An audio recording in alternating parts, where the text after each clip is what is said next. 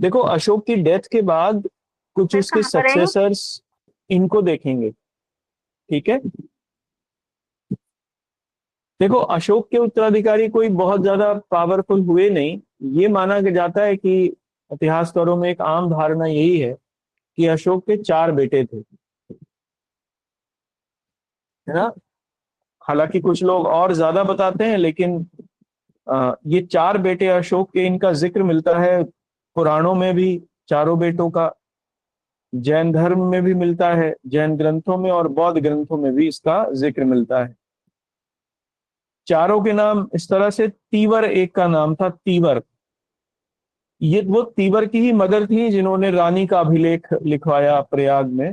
वो तीवर की ही मम्मी थी। एक है महेंद्र, है ना, जो कि श्रीलंका में गए, जिन्होंने वहां बौद्ध धर्म का प्रचार प्रसार किया। और न केवल श्रीलंका में बल्कि ईस्ट एशिया में, तो पूर्वी एशिया में और श्रीलंका में इन्होंने ही प्रचार प्रसार किया बौद्ध धर्म का, महेंद्र ने। तो ये तो भिक्षुक टाइप के थे, इनको कोई बहुत ज्यादा था नहीं। हाँ जी, गुड इवनिंग। कोई बहुत ज्यादा मतलब था नहीं शासन से। तीसरे थे कुणाल, और चौथे थे जालौक। ठीक है। देखो, इनमें कुणाल के बारे में जानकारी हमें ठीक ठाक मिलती है, कुणाल और जालौक के बारे में। महेंद्र तो चले ही गए थे, तो लेकिन तीवर के बारे में कोई बहुत ज्यादा अच्छी सी जानकारी मिलती नहीं। अशोक के बाद कुणाल राजा बने, इस बात की जानकारी हमें बौद्ध ग्रंथों से भी मिलती है, जैन ग्रंथों से मिलती है, और इसी के साथ साथ पुराणों से भी मिलती है। लेकिन कुणाल को अंधा करवा दिया था उसकी ही स्टेप मदर ने।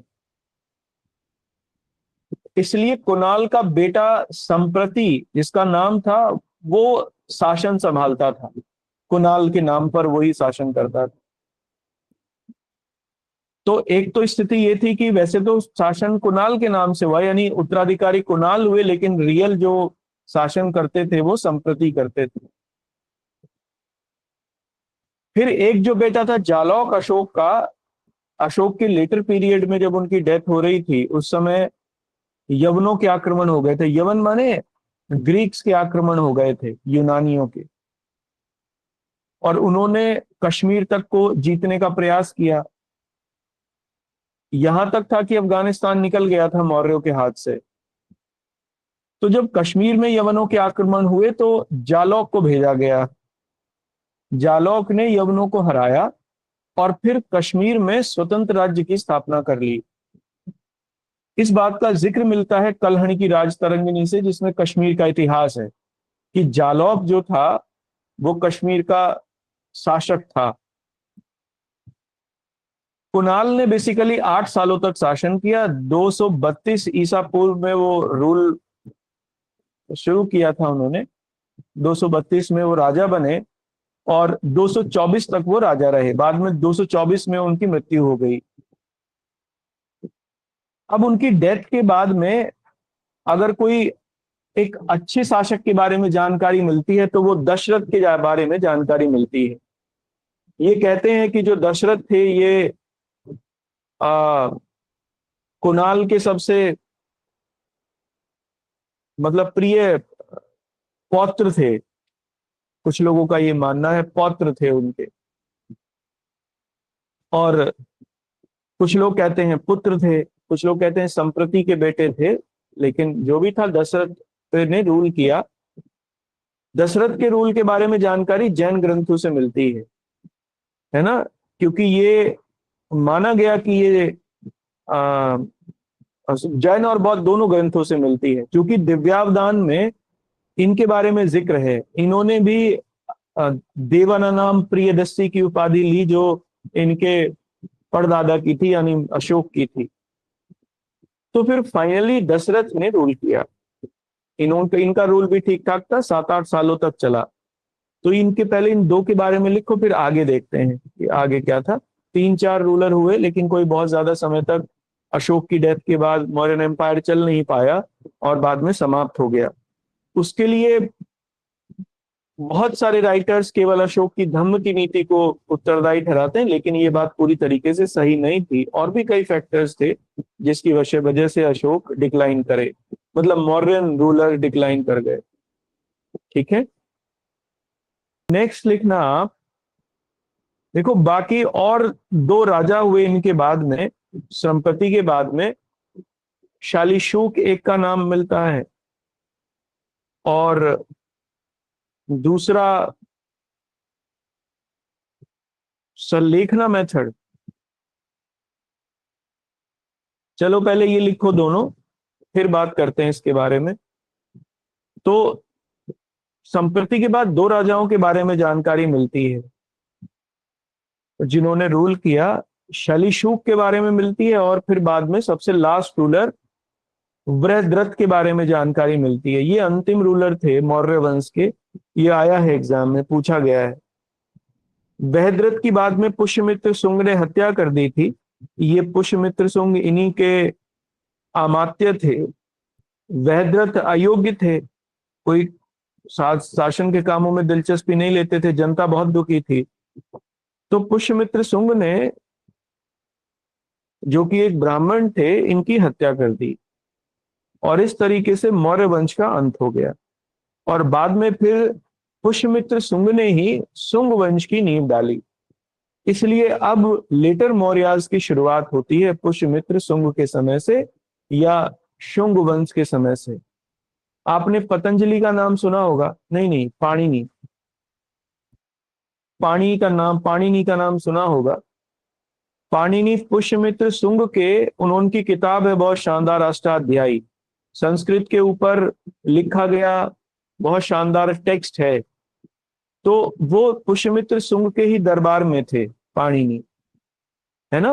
अब ये ब्राह्मण थे, क्योंकि मौर्याज ने तो चाहे जैनिज्म को सपोर्ट किया या बुद्धिज्म को सपोर्ट किया, तो जो ब्राह्मण धर्म के मानने वाले लोग थे वो इनके खिलाफ थे शुरुआत से ही। और क्योंकि जैनिज्म और बुद्धिज्म के टाइम में बेसिकली जो टेक्स्ट वगैरह भी लिखे जाते थे वो प्राकृत में या पाली में लिखे जाते थे, आम जनता की भाषा में। जबकि इलीट की भाषा थी संस्कृत, ब्राह्मणों की भाषा थी संस्कृत। तो फिर फाइनली उन्हें पीछे कर दिया गया था ब्राह्मणों को, इसीलिए मौर्यास पीरियड में। तो पुष्यमित्र शुंग के द्वारा मौर्य वंश को समाप्त करके और शुंग वंश की स्थापना करना, फिर से ब्राह्मणिज्म की जो आइडियोलॉजी थी उसे फिर से वापस उसका पुनरुद्धार करना भी था। इसीलिए शुंगों की जो दरबारी भाषा थी वो संस्कृत थी, और इसीलिए पाणिनि ने उसी समय अष्टाध्यायी लिखा, जो संस्कृत का बहुत शानदार ग्रंथ था। ठीक है, तो ये हम लोग आगे पढ़ेंगे। फिलहाल आप लिखो नेक्स्ट पॉइंट से। इनका एडमिनिस्ट्रेशन बचता है, इंपॉर्टेंट है। एडमिनिस्ट्रेशन, मॉडर्न एडमिनिस्ट्रेशन बहुत इंपॉर्टेंट है, प्रीलिम्स के लिए भी इंपॉर्टेंट है और मेंस के लिहाजा सबसे भी इंपॉर्टेंट हो सकता है।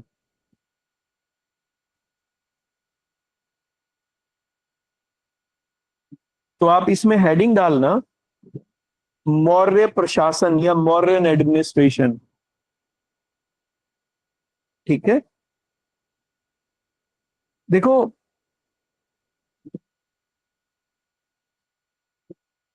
मेरे हिसाब से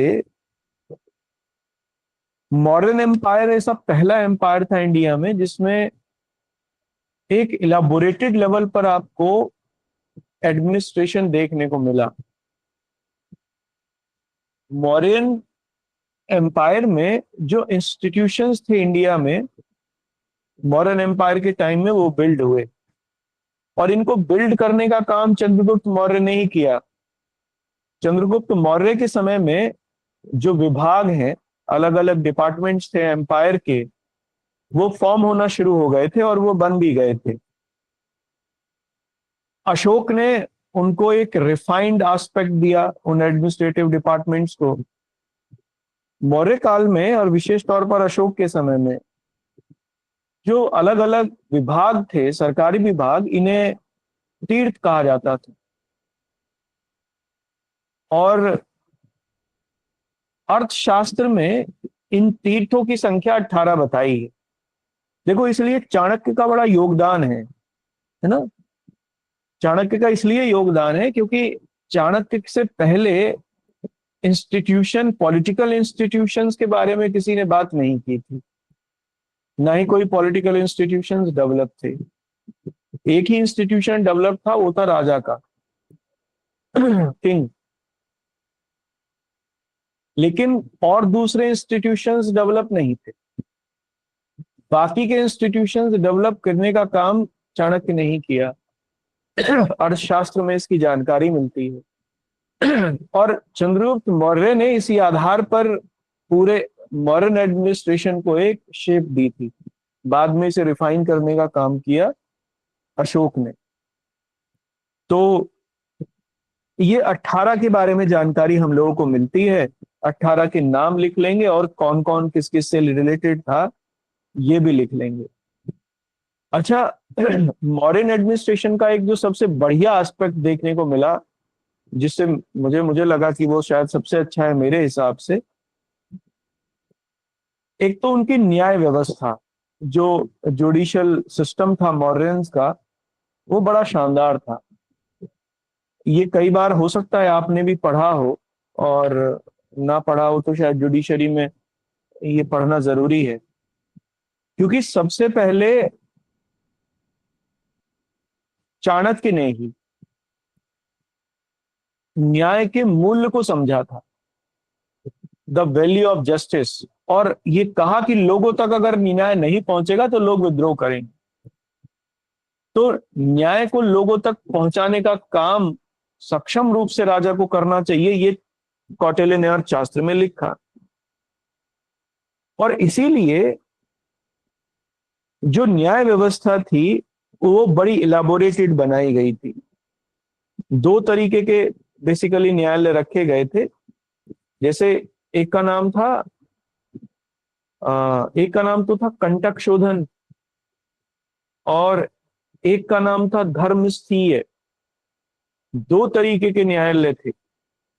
तो धर्मस्थीय न्यायालय वो थे जहां दीवानी प्रकार के जो मामले थे वो सुने जाते थे, सिविल कोर्ट थी। और कंटक शोधन वो मामले थे, वो न्यायालय थे जहां पर फौजदारी प्रकार के सुने जाते थे मामले। इवन धर्मस्थीय न्यायालयों में राज्य के खिलाफ भी लोग जाकर अपनी बात रख सकते थे। जैसे आज का सुप्रीम कोर्ट, जहां मौलिक अधिकारों का अगर हनन हो, हाई कोर्ट या सुप्रीम कोर्ट, तो फिर राज्य के खिलाफ भी जाया जा सकता है। तो धर्मस्थीय मामलों में राजा के खिलाफ भी अपील की जा सकती थी। तो that was the first instance in history of India at the judicial level we see this type of justice, है ना, जो कि आज हम लोगों को देखने को मिलता है धर्मस्थीय और कंटक शोधन के रूप में। ठीक, नेक्स्ट पॉइंट से देखो, शुरुआत से ही चंद्रगुप्त मौर्य ने राज्य को लोक कल्याणकारी राज्य बनाने का प्रयास किया, यानी सोशल वेलफेयर स्टेट बनाने का उन्होंने काम किया। यानी राज्य जो होगा वो लोगों के कल्याण के लिए काम करेगा। कौटिल्य ने भी यही कहा कि लोगों का राजा तब तक सुरक्षित रह सकता है जब तक लोग सुरक्षित हैं, या उनका उनकी उनकी जो संपत्ति है वो सुरक्षित है। तो इसलिए चंद्रगुप्त मौर्य के समय से ही लोक कल्याणकारी जो कॉन्सेप्ट थी स्टेट की, वो सामने आती है।